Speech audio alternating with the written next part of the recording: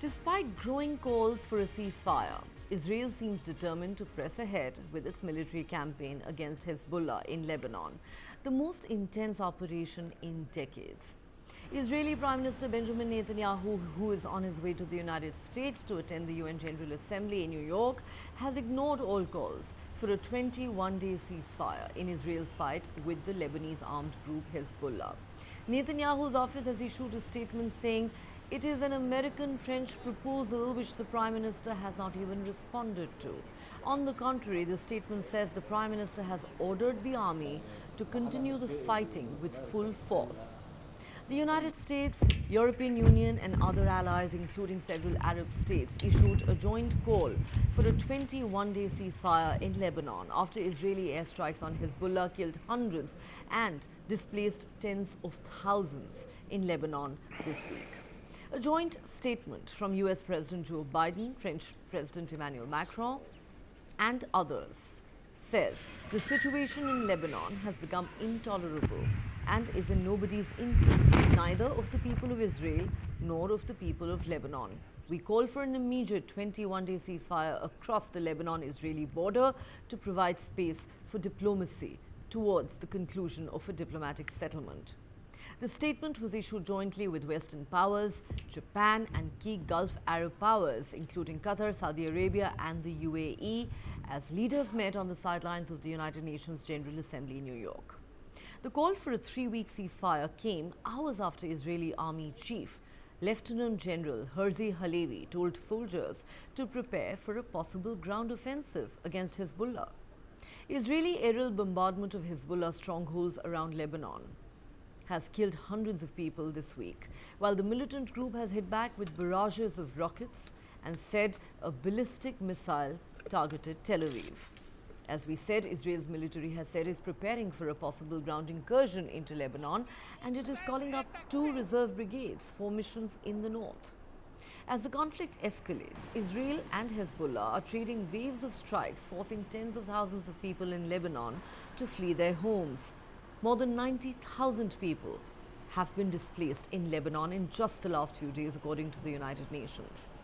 Close to 600 people have been killed and thousands wounded in Lebanon since Monday. Hezbollah, backed by Iran, says it is acting in solidarity with Palestinians. Israel says it aims to remove Hezbollah's threat and return its own displaced people back to their homes in northern Israel. Sirens sounded in northern Israel as around 45 rockets were launched towards the country from Lebanon this morning. Hezbollah said it had sent a barrage of rockets towards Kiryat Motzi and military sites north of Haifa in defense of Lebanon and in solidarity with Palestinians in Gaza.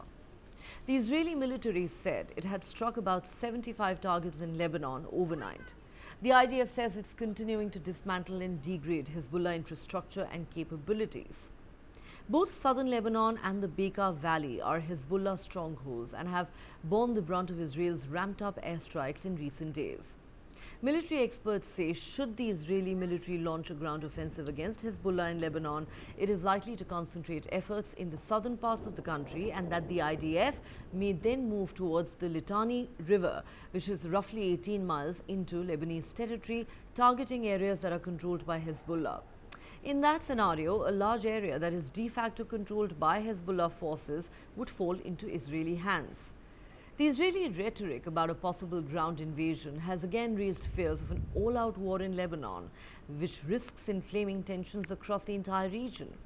Experts also say the Lebanese armed forces are not expected to play a major role in an Israeli ground incursion. They argue that the Lebanese military is not as powerful as Hezbollah, which gets funding, training and weapons from Iran, and is one of the most formidable paramilitary forces in the Middle East. United Nations Chief Antonio Guterres has warned that Lebanon is on the brink, calling on Israel and Hezbollah to stop the killing and destruction. He said the country had been experiencing its bloodiest period in a generation since this conflict escalated a week ago. US Secretary of State Antony Blinken has spent the last few days shuttling back and forth between Arab and European partners, working on the details of a proposal to stop the fighting between Israel and Hezbollah. In fact, Blinken has also led intensive behind-the-scenes diplomacy on the sidelines of the UN General Assembly to help broker the ceasefire proposal. On Monday, he soft-launched the idea to his G7 counterparts, according to US officials. President Biden has been discussing the escalating hostilities in the Middle East with various world leaders this week, again on the sidelines of the UN General Assembly. On Wednesday, he discussed the issue with his French counterpart, who is helping to finalize the plan. Hezbollah has long said they would only stop their rocket fire when there is cessation of hostilities in Gaza, while Israel has tried to treat the two fronts as separate conflicts. The White House has also consistently argued that a ceasefire in Gaza would unlock much more, including a diplomatic deal with Hezbollah that would allow Lebanese and Israeli civilians to return home. Given the fear of escalation, American and other international officials are pushing for a deal first to end the skyrocketing Lebanon fighting so that they can then turn back to the Gaza ceasefire efforts that have been stuck for a long time. However, so far there have been no indications whatsoever that Israel or Hezbollah are interested in backing down. While Israel is preparing for a possible ground offensive, for Hezbollah this has become an existential battle. This is the worst moment in the group's history.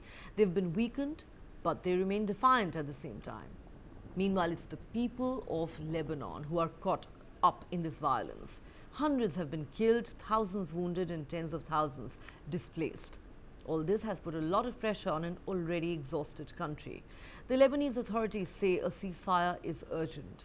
Speaking at the United Nations, Prime Minister Najib Mikati warned that hospitals were no longer capable of treating people because of the sheer number of casualties across Lebanon from Israel's attacks.